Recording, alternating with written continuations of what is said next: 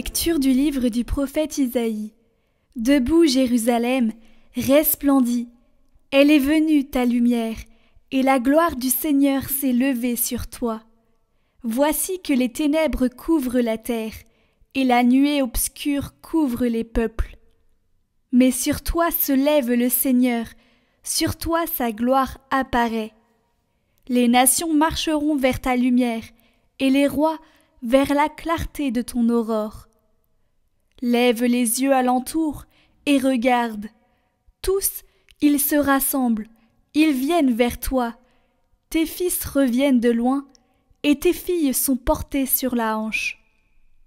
Alors tu verras, tu seras radieuse, ton cœur frémira et se dilatera. Les trésors d'au-delà des mers afflueront vers toi. Vers toi reviendront les richesses des nations. En grand nombre, des chameaux t'envahiront, de jeunes chameaux de Madian et d'Épha. Tous les gens de Saba viendront, apportant l'or et l'encens. Ils annonceront les exploits du Seigneur.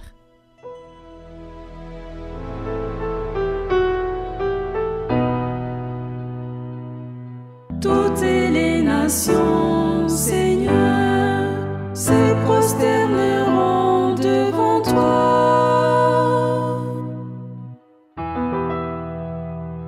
Dieu, donne au roi tes pouvoirs, à ce fils de roi ta justice, qu'il gouverne ton peuple avec justice, qu'il fasse droit aux malheureux.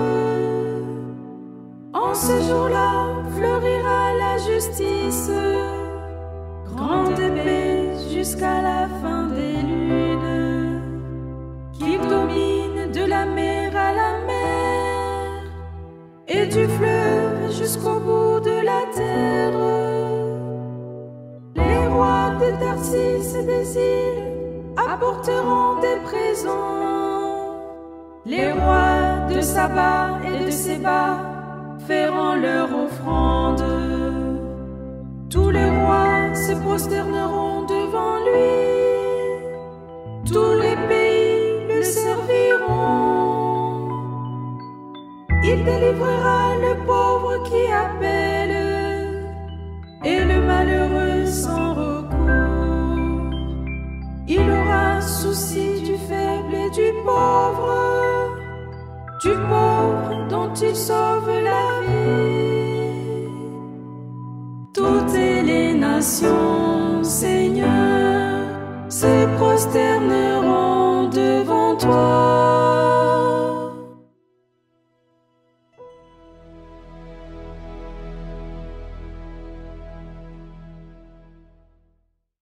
Lecture de la lettre de saint Paul apôtre aux Éphésiens. Frères, vous avez appris, je pense, en quoi consiste la grâce que Dieu m'a donnée pour vous. Par révélation, il m'a fait connaître le mystère. Ce mystère n'avait pas été porté à la connaissance des hommes des générations passées, comme il a été révélé maintenant à ses saints apôtres et aux prophètes dans l'Esprit. Ce mystère, c'est que toutes les nations sont associées au même héritage, au même corps, au partage de la même promesse, dans le Christ Jésus, par l'annonce de l'Évangile.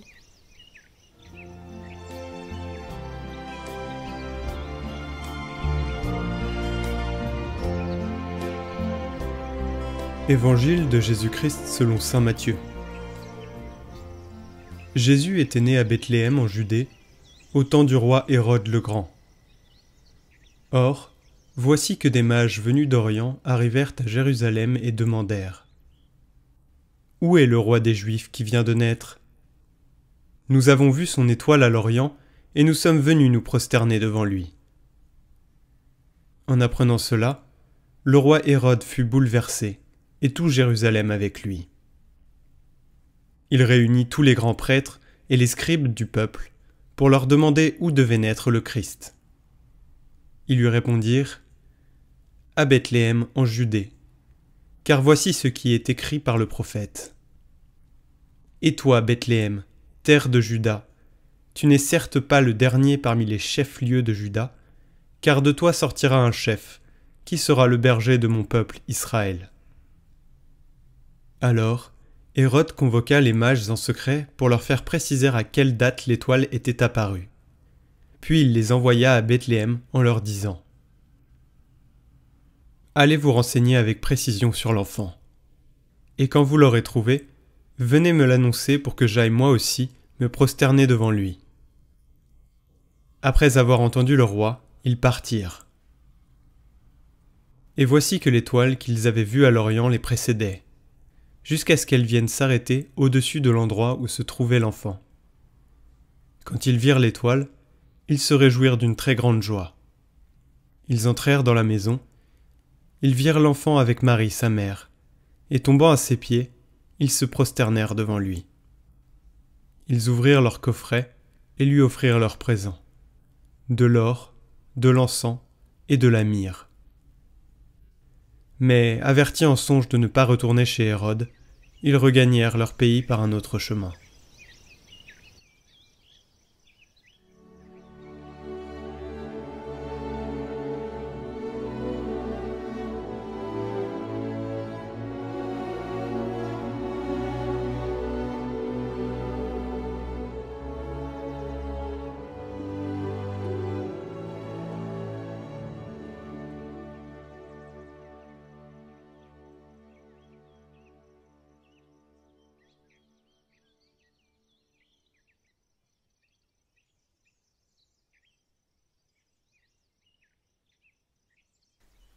Chers amis de Catoglade, je suis sûr que beaucoup parmi vous connaissent la chanson de Sheila. Comme les rois mages en Galilée, suivez les yeux l'étoile du berger. Je te suivrai, où tu iras j'irai, fidèle comme une ombre. Bon, je m'arrête là. Jusqu'à destination, oui, vous connaissez effectivement, chers amis, cette chanson. Eh bien oui, elle a raison, Sheila, il nous faut imiter les mages, faire comme les mages. Et que font-ils les mages ? Bien sûr, ils se prosternent, ils adorent et ils offrent ces cadeaux dont nous savons qu'ils sont si fortement symboliques. L'or, l'encens et la myrrhe. L'or qui, bien sûr, manifeste la royauté du Christ. L'encens qui, bien sûr, nous rappelle sa divinité, car bien sûr cet encens s'élève vers Dieu dans une prière d'adoration. Et puis la myrrhe qui est ce parfum pour embaumer les corps, et bien sûr qui nous rappelle que le Christ est véritablement homme, qu'il va mourir comme nous, qu'il assume tout de notre humanité à l'exception du péché. Alors oui, chers amis, cette épiphanie est l'antidote parfait qui nous sauve de l'idolâtrie. Elle nous permet de nous remettre les idées en place, faire comme les mages, adorer Dieu, l'adorer lui et lui seul. Oui, en finir avec l'idolâtrie, cette idolâtrie qui nous guette tous dès que nous nous éloignons de Dieu, dès que nous nous éloignons de Jésus-Christ, en qui Dieu s'est fait tout proche de nous, dès que nous choisissons un autre roi, dès que nous nous trompons d'agenouillement. Cet enfant, dans la pauvreté de sa mangeoire, dans la pauvreté de ses langes, t'offre bien plus de richesse que tous les autres, et lui, tu le sais bien, il tient sa promesse, celle de te libérer, celle de te sauver. Oui, mais tu me diras que le salut, c'est trop lointain, c'est pour l'au-delà, sauf que pour toi, je te le dis, cher ami qui m'écoute maintenant sur Catoglade, le salut, c'est dès aujourd'hui, à travers des libérations. Le salut, c'est d'abord une libération. Le Christ est venu pour nous libérer de toutes ces illusions grotesques, de toutes ces étoiles qui brillent, mais qui ne sont pas de l'or, qui brillent et nous mènent vers des pièges, de tous ces petits tyrans qui cherchent à nous rendre dépendants, à nous enchaîner. Je ne sais pas quelles sont tes chaînes, mais ce que je sais, c'est que le Christ t'en libère. Et pour qu'il le fasse, il faut que tu les reconnaisses, ces chaînes. Il faut que aussi tu le reconnaisses, lui, comme le seul vrai Dieu, comme ton Dieu. Il faut que tu t'agenouilles devant lui. Il faut que, comme les bergers, tu le reconnaisses comme ton roi, comme les mages que tu l'adores. Il faut que tu l'aimes, lui, plus que ton tyran domestique, ton portable, ton disque dur truffé de films, ton internet et ses sites pourris, ta carrière, ton ambition dévorante. Bref, comme les bergers, comme les mages, agenouille-toi et adore. Ta mère a dû te le dire 1000 fois quand tu lui disais « Maman, j'adore le chocolat » ou « Maman, j'adore le PSG ». Elle te répondait « On n'adore que Dieu ». Et elle avait raison, ta maman, ta mère, elle avait raison. On n'adore que Dieu, parce que lui seul est digne d'adoration. Non, mais tu te vois à genoux devant une tablette de chocolat ou un pot de Nutella? Tout le reste, ce ne sont que des créatures fascinantes peut-être, mais décevantes et épuisantes, des créatures qui ne te combleront pas. Alors, cher ami, qui m'écoute aujourd'hui sur Catoglade, agenouille-toi devant Dieu, et cet agenouillement, l'agenouillement d'un homme libre, te gardera de ne t'agenouiller devant rien ni personne d'autre, ni l'argent, ni le pouvoir, ni le puissant qui pourrait obtenir un avantage ou une promotion. Ne t'agenouille devant rien ni personne, ne t'agenouille que devant ton Dieu. Et comme il est beau cet agenouillement d'un homme libre devant son Dieu. Choisis celui devant qui tu te mets à genoux. Alors oui, chers amis, j'espère que vous allez aller ou que vous êtes allés à la messe de l'Épiphanie aujourd'hui. Allez à la rencontre du Christ. Allez recevoir à l'autel Dieu à nouveau présent, qui se donne encore, qui te libère, qui aujourd'hui encore t'enrichit. Et n'hésite pas, oui, à t'agenouiller devant la présence adorable du Christ dans l'Eucharistie, cette présence réelle de ton Sauveur, de ton Dieu qui se donne à toi. Alors oui, en cette fête de l'Épiphanie, cher ami de Catoglade, je te bénis et j'implore la bénédiction du Seigneur sur toi afin qu'il t'enrichisse, qu'il te libère, qu'il t'enrichisse de sa présence, de sa divinité toute puissante. Oui, et n'aie pas crainte de te faire tout petit, tout humble devant lui, en l'adorant, en t'agenouillant devant lui, à l'image et à l'exemple des mages. Prions pour toutes les intentions déposées en commentaire cette semaine. Notre Père, qui es aux cieux, que ton nom soit sanctifié, que ton règne vienne, que ta volonté soit faite sur la terre comme au ciel.